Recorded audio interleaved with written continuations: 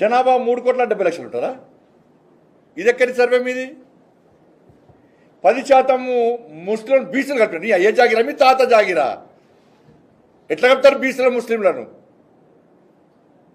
ఏ BC సంఘం ఒప్పుకున్నది? అలా ఏమైనా బీసీ సంఘాలు ఏ ప్రభుత్వం అంటే ప్రభుత్వానికి అడుగులు మొక్కుతారు బీసీ సంఘాలు. ఇలా బీసీలకు అన్యాయం చేస్తారు. ఒక బీసీ సంఘం మాడతలేదు.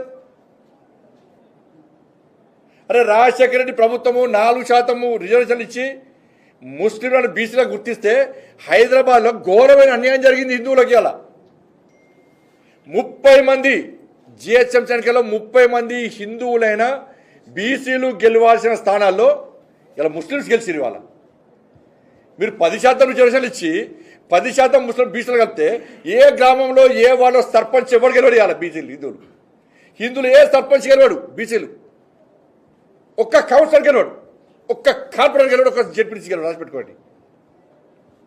అయిపోయి ఓట్లు ఒక్కది కేసుకుంటారు వాళ్ళు.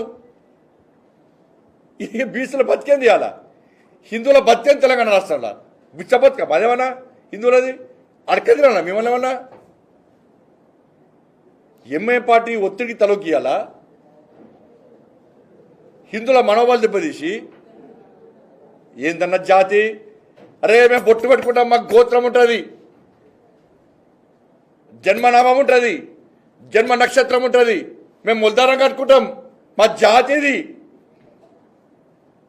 ఒక జాతికి ఇంకో జాతికి తేడా ఏందో గ్రహిస్తలేదు ప్రభుత్వం, కాంగ్రెస్ పార్టీ ప్రభుత్వం. కేవలం ముస్లిం మైనార్టీల ఓటు బ్యాంక్ ద్వారా గెలవాలనుకుంటున్నది మన ప్రభుత్వం స్థానిక సంస్థల ఎన్నికల్లో. ఏమనే బీసీ సంఘాలకు అర్థం కాలే. మేము బీసీలు ఉత్తరిస్తాం, మాదే బీసీ సంఘం, మేము చెప్తాను బీసీలు ఓటేయాలనే సంఘాలు ఏడవైనాయి. 46% ప్రభుత్వం తీసుకొస్తే ఇలా అగ్రవర్ణాలు ఉన్న కులాలు కూడా దీన్ని వ్యతిరేకిస్తున్నాయి. అరే గింత ఘోరమా? బీసీ ముస్లింలను బీసీలో గుర్తిస్తారా? బీసీలలో కలుపుతారా? వాళ్ళకి ఈడబ్ల్యూఎస్ ఉన్నది, ఇప్పటికే మైనార్టీకి సంబంధించి అనేక బెనిఫిట్స్ వస్తున్నాయి వాళ్ళకు. మళ్ళీ ఇప్పుడు బీసీలో కలుపుతున్నారు. ఇవాళ ఇది ఎక్కడ చేస్తారా? ఇది ఎక్కడ ఈ రాచరికం? నాకు అర్థం కాదు. గింత రాచరికమా? ఓవైసీ కుటుంబం, రేవంత్ రెడ్డి గ్యాంగ్, హిందూ వ్యతిరేక గ్యాంగ్, వీళ్ళిద్దరు కూర్చొని రాత్రిపూట ముచ్చట్లు పెట్టి ఇవాళ హిందువులను రాచి రంపాన పెట్టడమే లక్ష్యంగా చేసే కుట్రనే ఇది. ఓవైసీ కుటుంబం, రేవంత్ రెడ్డి గ్యాంగ్ ఎట్లా కడతారు చెప్పురా మీరు? ఒక వార్డ్ ఎలక్షన్స్లలో అది బీసీ రిజర్వ్ అయితే ఒక ముస్లిం వచ్చి పోటీ చేస్తాడు. వాళ్ళు 500 ఓట్లు ఉంటే 500 వన్ సైడ్ పడితే వాళ్ళే. ఇక బీసీలు హిందువులు గెలవరు, ఇక గెలుతారు, ఎడగెళ్తారు. ఇక సర్పంచ్ ఏడెత్తారు, ఏడెత్తారు, ఇక గెలుచుడెక్కదు. ఇక మొత్తం వాళ్ళే రాజ్యం అయిపోతుంది. ఇక అరే హైదరాబాద్లో అన్యాయం జరిగినప్పుడే స్పందించాల్సిన బీసీ సంఘాలు, స్పందించాల్సిన హిందూ సమాజం స్పందించకపోవడం వలన ఈ పాటకు సిగ్గు లేకుండా, బుద్ధి లేకుండా ఇవాళ ఒక వర్గానికి కొమ్ము కాసే విధంగా వివరిస్తున్నారు. ఇవాళ గివ్వా రాజకీయాలు చేసేది? ఒకరిని పుట్టకోయడము. ఆ బీసీలలో ఏమైంది? అనేక కులాల పాపులేషన్ తగ్గించారు. ఇక 60 లక్షలు తగ్గించారు అంటే అనేక కులాల పాపులేషన్ తగ్గించారు. అలా ఆ కుల సంఘాలు పెడుతున్నాయి. వాళ్ళ మా పాపులేషన్ ఏంటంటే కేసీఆర్ సర్వే చేసినప్పుడు 28 లక్షలు ఉంటే ఇప్పుడు 10 లక్షలకు వచ్చింది లొల్లి. ఈడ సంపాదించారు వీళ్ళందరూ. ఏడవైంది సర్వేని. ఇలా బీసీ మంత్రులు ఆలోచించాలి. బీసీ మంత్రులు ఆలోచించాలి. ముస్లింలను బీసీలుగా గుర్తిస్తూ రాష్ట్ర ప్రభుత్వం తీసుకునే నిర్ణయానికి మీరు ఏ విధంగా ఒప్పుకున్నారు? ఇది బీసీల భవిష్యత్తులో బీసీలకు అన్యాయం జరుగుతుందా, జరగదా? రేపు ఉద్యోగాలు పోతాయి. దీంతోపాటు అగ్రవర్ణాలకున్న రిజర్వేషన్ కూడా కట్టబోతుంది. జిల్లా భవిష్యత్తులో పూర్తిగా హిందువులకు పూర్తి నష్టమేది. నిధులు పోతాయి, ఉద్యోగాలు పోతాయి, అభివృద్ధి అన్ని పూర్తిగా సర్వనాశనం అయిపోతుంది. వ్యవస్థ సర్వనాశనం అవుతుంది. ఇది నేను మాట్లాడుతుంటే మళ్ళీ హిందుత్వం రెచ్చగొడుతున్నాడు, పక్క మాట్లాడమన్న భయం ఏంది? ఇలా మాట్లాడడానికి ఏముండదు అలా భయపడడానికి.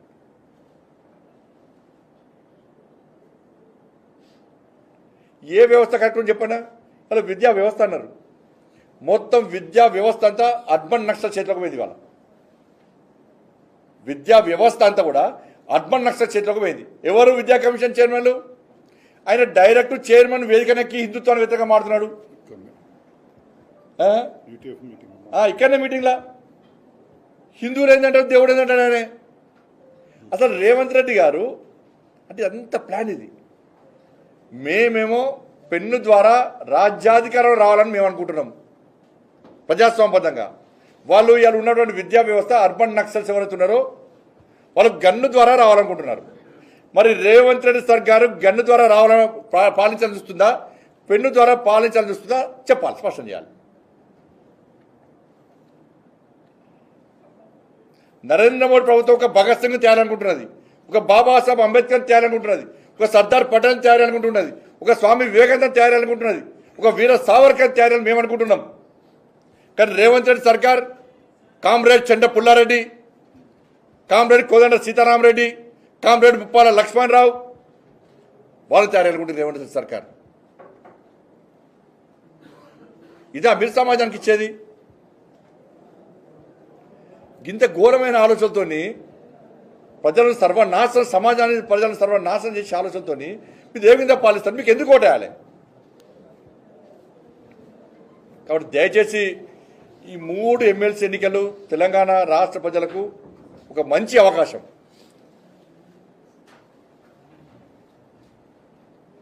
మీ తరపున పోరాటం చేయడానికి మేము సిద్ధంగా ఉన్నాం.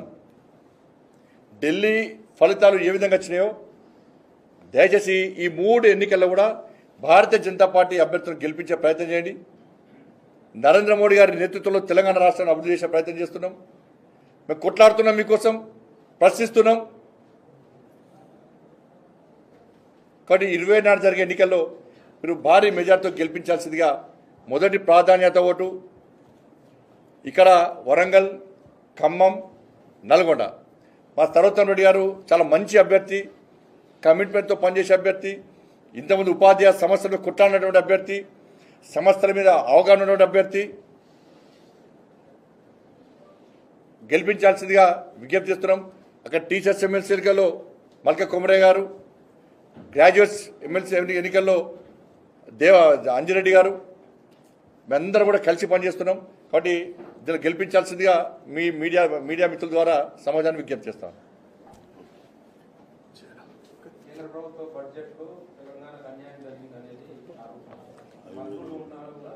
ఏం అన్యాయం చేశారు చెప్పాలి కదా, ఎక్కడ న్యాయం జరిగింది? ఇప్పుడు బడ్జెట్ ఏ విధంగా ఇవ్వాలో ఆ విధంగా ఉన్న స్థాయికి ఎక్కువ ఇచ్చిన బడ్జెట్ తెలంగాణ రాష్ట్రానికి ఎక్కడ అన్యాయం జరగదు. మీరు ఇచ్చిన 6 గ్యారెంటీ విషయం ఫస్ట్ చెప్పండి. ఫస్ట్ మీ 6 గ్యారెంటీలు ఎందుకు ఇస్తున్నారో ఫస్ట్ చెప్పండి.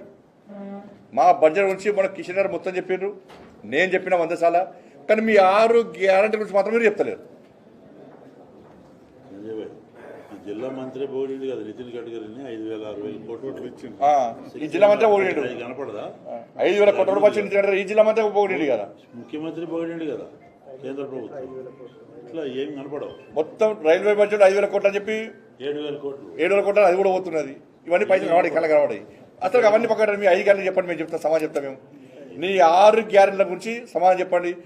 ఈ 10 సంవత్సరాల ఈ 11 సంవత్సరాల కాల వ్యవధిలో తెలంగాణ రాష్ట్రానికి మేము ఎంత బడ్జెట్ ఇచ్చినామో చర్చించడానికి మేము సిద్ధం.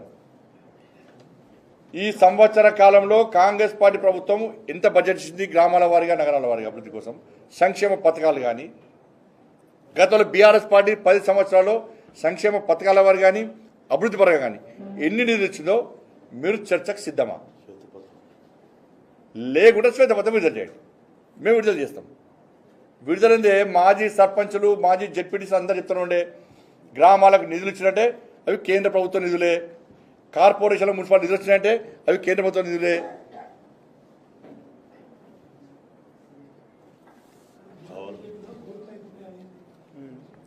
నాకు తెలియదు అన్న గ్రూప్లో నేను మీ అందరికీ నాకు తెలిసిన విషయాలు చెప్పుదాను. నేను వస్తుంది అది రాష్ట్ర అధ్యక్షులు చూసుకుంటారు.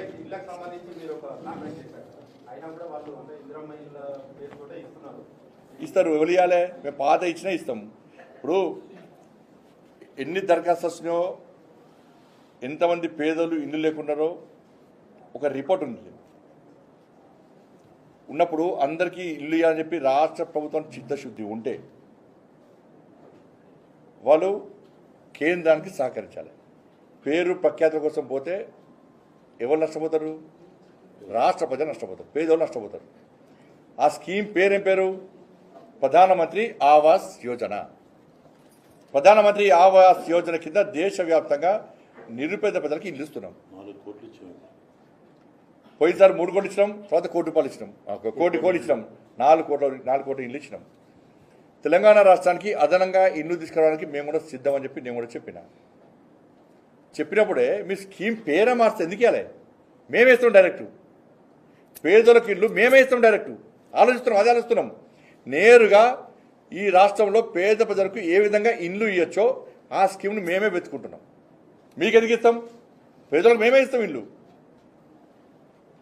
పెట్టుకో, ఇందిరమ్మ పెట్టుకుంటావా, రాజీవ్ గాంధీ పెట్టుకుంటావా, ఇంకా పెట్టుకో, ఏ గాంధీ పెట్టుకుంటా పెట్టుకోడు.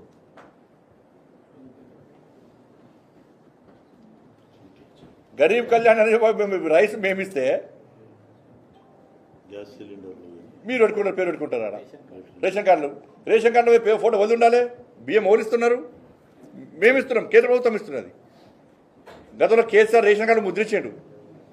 మళ్ళా మోడీ గారు ఫోటో పెట్టకుంటే ఆయన రేషన్ మొత్తం అవుతుందని చెప్పి ఆ రేషన్ కార్డు అన్ని మొత్తం పోయి కాలువలో పడేసింది. ఇక్కడ కుంటలో కాలువ పడేసి పీకింది అయిపోయి. అరే మీరు పెట్టుకోరు వద్దంటలే, మేము ముఖ్యమంత్రి పెట్టుకుంటారా, ఇంకో పెట్టుకోవడం ఇబ్బంది లేదు. కానీ కేంద్ర ప్రభుత్వం యొక్క సంక్షేమ పథకం యొక్క పేరే ఉండాలి లేదా? అట